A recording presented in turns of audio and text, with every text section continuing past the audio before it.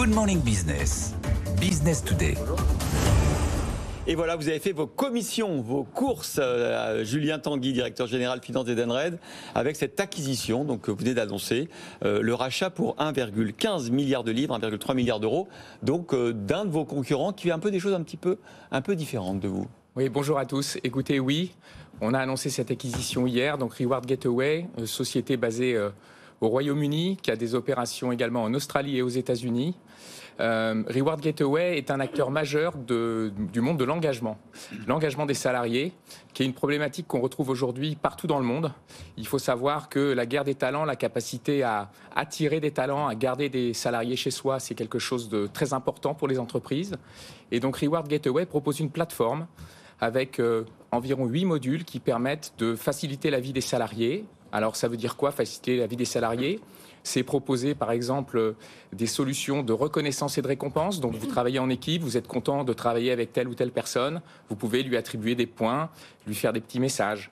C'est également une plateforme qui permet d'animer une communauté de salariés. Et donc cette plateforme composée de modules, elle vient s'associer à ce que Edenred fait aujourd'hui.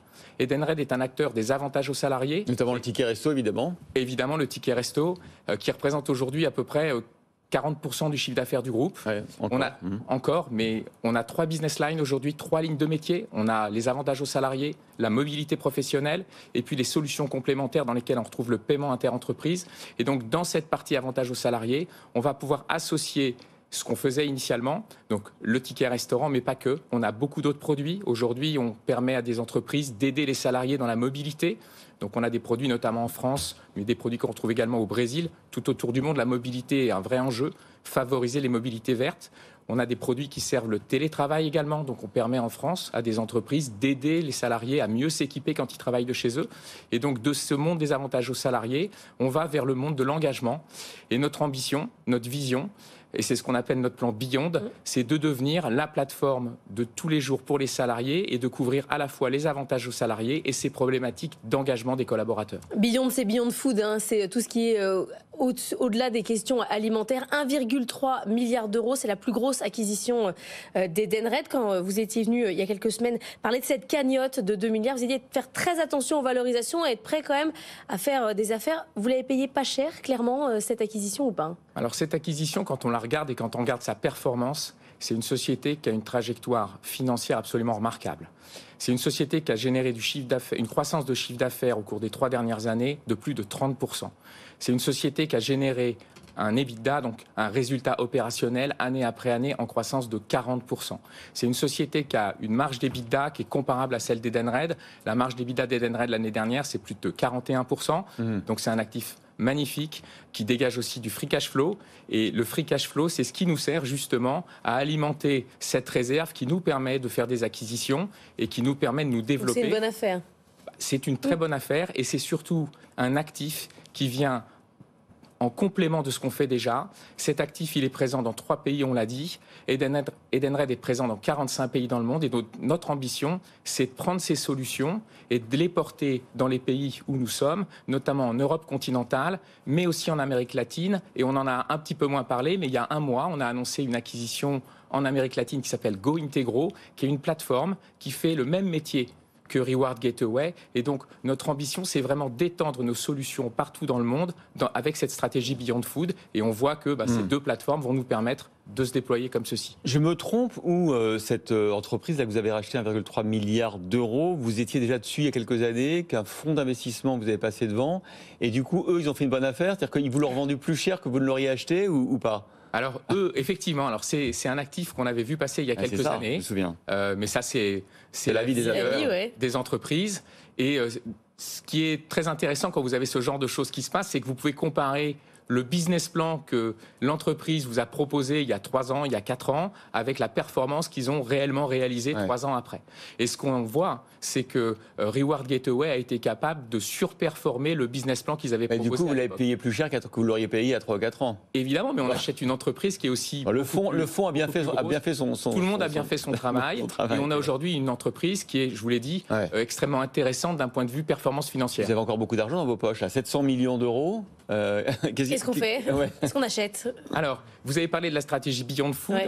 En fait, la stratégie Beyond Food, c'est la stratégie Beyond déclinée pour les avantages aux salariés. Mais je vous l'ai dit, on a 2 autres lignes de métier, la mobilité professionnelle et les solutions complémentaires, et donc le paiement interentreprise notamment.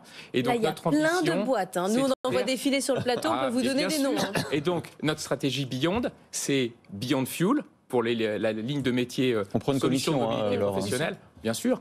Et puis, vous avez tout ce qui est Beyond Payment dans le paiement. Et quand vous regardez ce qu'on a fait au cours des dernières années en termes d'acquisitions, qui sont des acquisitions plus petites, on a acheté une société aux États-Unis au mois d'octobre qui s'appelle IPS, qui fait de l'automatisation de traitement de factures, qui vient complémenter ce que nous on fait, l'automatisation des paiements.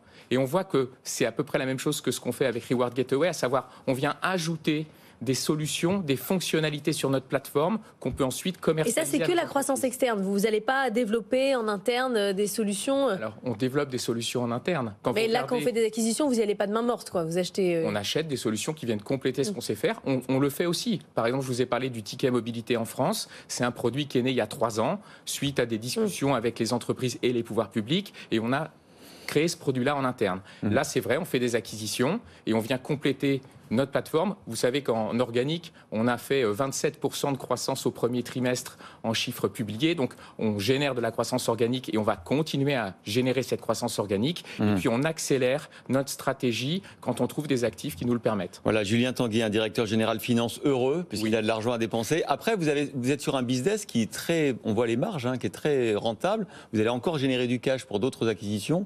Et je croyais que ce marché était très disrupté par les startups, pas tant que ça finalement. Alors, juste, c'est pour ça que vous les rachetez, vous faites comme les banques avec les fintechs, c'est pareil. Alors, en fait, on ne dépense pas de l'argent, on l'investit. Ouais, oui, bien sûr. Mais c'est Christophe, il n'utilise pas les bons mots. C'est très important.